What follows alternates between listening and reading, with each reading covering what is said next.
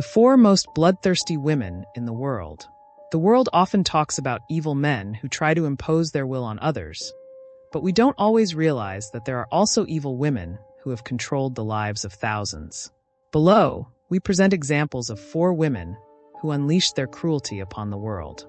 Elizabeth Bathory, who was born as Countess Elizabeth in 1560 and died in 1614, is considered the most notorious murderer in Slovak history. Many peasants worked in her castle, but it was important that those who worked there never returned. People talked about this for years until her reputation reached the ears of King Matthias II, who sent a group of officers to the castle. They found the body of a dead girl, another dying, and a third with injuries, along with other girls who were shackled. Matthias II discovered this woman's secret, as it was revealed that she had been torturing peasant girls. She beat them brutally, disfigured their hands, burned their bodies with needles, bit their faces, and starved them to death.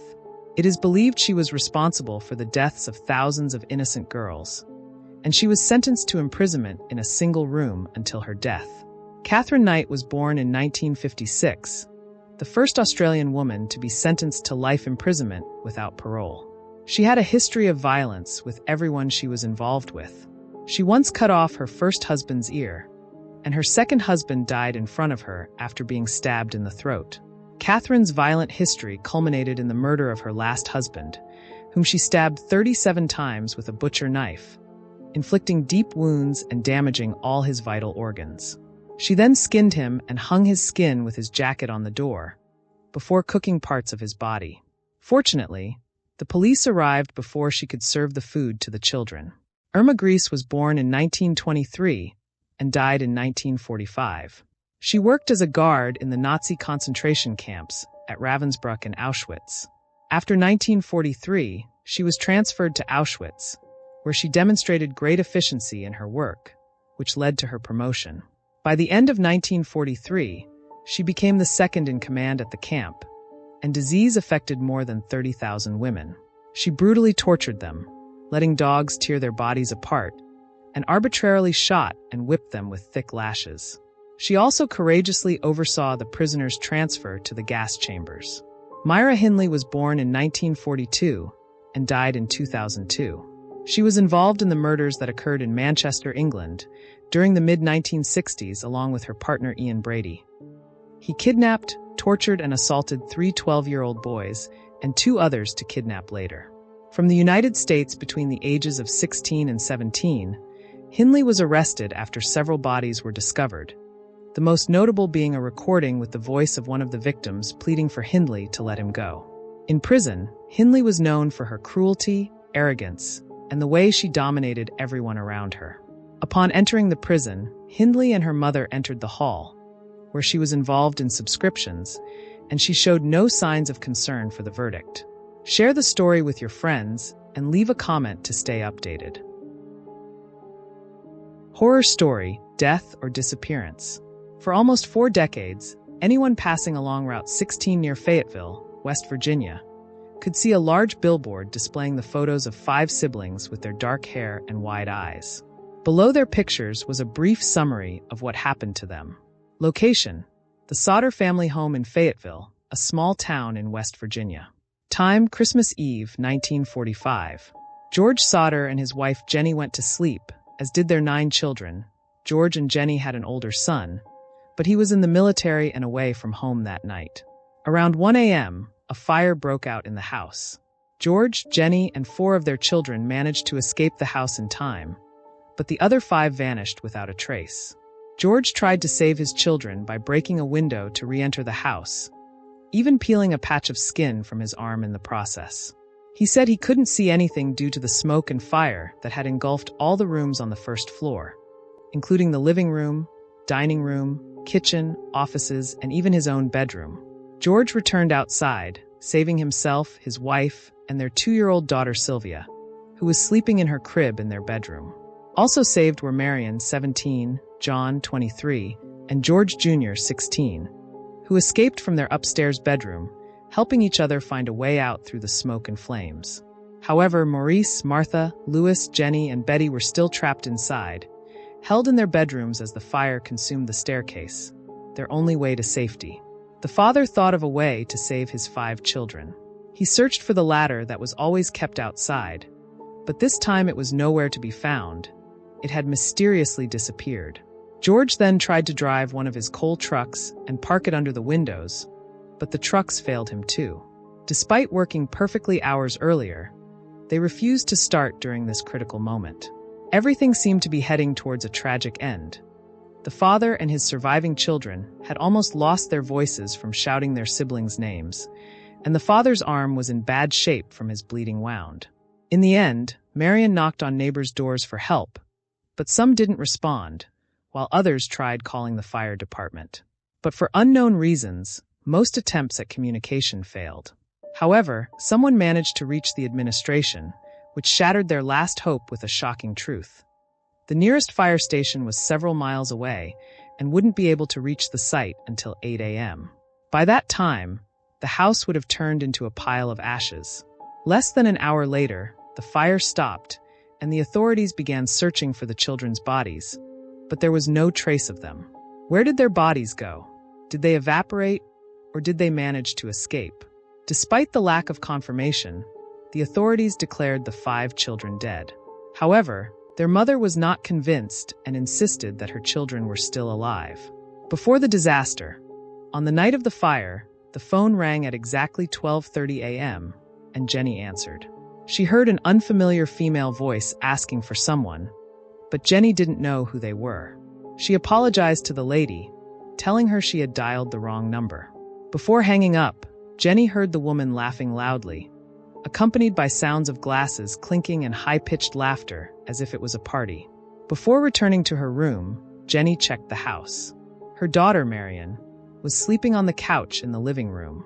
She turned off the lights, drew the curtains, and ensured the door was locked, then returned to bed. Before falling asleep, Jenny heard a noise in the attic that quickly stopped, allowing her to drift into sleep. She didn't wake up again until she smelled smoke. After the incident, the mother couldn't accept the idea that her children had truly perished, especially after a firefighter told her that bones remain even after a body is exposed to fire for 2 hours. How could it be when this fire lasted only 45 minutes? Jenny conducted experiments herself, burning animal and bird carcasses, and their bones remained intact. This puzzled Jenny even more. How could 5 children disappear or burn to the point of evaporation, while the furniture around them, even the burned pieces, retained enough form to be recognized? Other facts emerged during the investigation. The phone lines were cut with a sharp tool and hadn't burned. Additionally, one witness saw a strange man near the fire, holding a metal object later identified as a part of George's car, used to start the engine. This explained why George couldn't start his vehicle. Another discovery was made during a family visit to the fire site. Young Sylvia found a hard rubber object on the ground, later identified as napalm, the kind used in wars. Witnesses came forward after the incident, with one woman claiming she saw the children peering out from a passing car while the fire was still raging. Another woman, who worked at a tourist spot between Fayetteville and Charleston, said she met the 5 children the morning after the fire and even prepared breakfast for them. She noted that the children were in a car with a Florida license plate. Another witness, a woman who worked at a Charleston hotel, said she saw 4 of the children, accompanied by 2 men and 2 women, who appeared to be of Italian descent. Though she couldn't recall the exact date, she believed it was about a week after the fire. The hotel records showed this date, as they had booked a large room with multiple beds. The witness added that she tried to speak to the children, but one of the men prevented her from doing so, treating her aggressively and speaking in Italian. She saw them leave the next morning. A frightening prophecy. Months before the fire, a strange man appeared near the house, but no one paid him much attention. Later, he returned.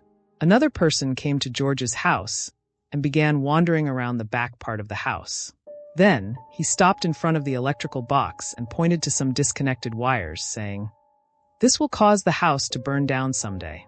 George thought about it and asked the power company to inspect the box, but the company confirmed that the situation was completely safe. Around the same time, another man, an employee of an insurance company, tried to convince George to purchase home and family insurance, but George refused. The employee became angry and warned, "Your cursed house will be covered in smoke one day, and your children will be destroyed." George did not take the man's words seriously and decided to ignore him. Another strange thing happened shortly before the incident. A strange man appeared near Highway 21, closely watching the young children as they returned from school. Years later, years after the incident, George was flipping through a newspaper when he saw a picture of a schoolgirl from one of New York's schools.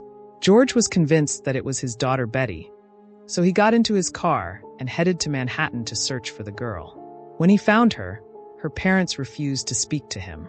In August 1949, George decided to reopen the investigation into the mystery of the house fire.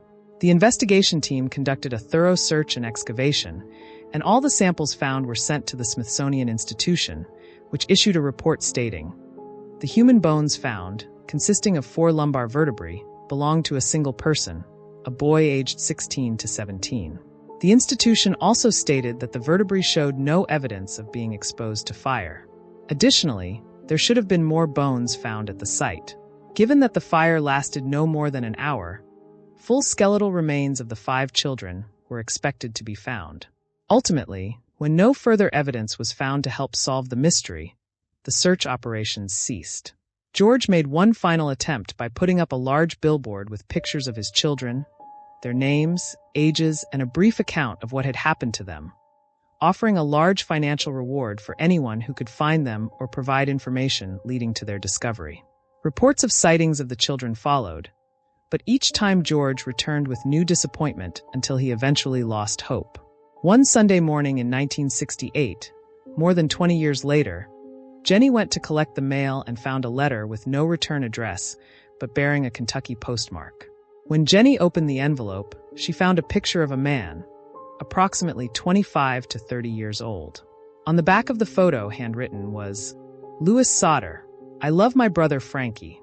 Both Jenny and her husband said the resemblance between their son Louis, who was 9 at the time of the fire, and the young man in the picture could not be denied. He had the same curly hair, brown eyes, and similar nose shape. The Sodder family's hope was reignited. George hired a private investigator to find the man in the picture and sent the investigator to Kentucky. However, no new information was ever received. In the end, George and his wife stated that they only hoped to know if their children had died in the fire or if they had been kidnapped and survived, even if they could not contact them. They just wanted to know their fate. George died in 1968 without learning anything about his children, while his wife Jenny continued to wear black in mourning for her children until she passed away in 1989.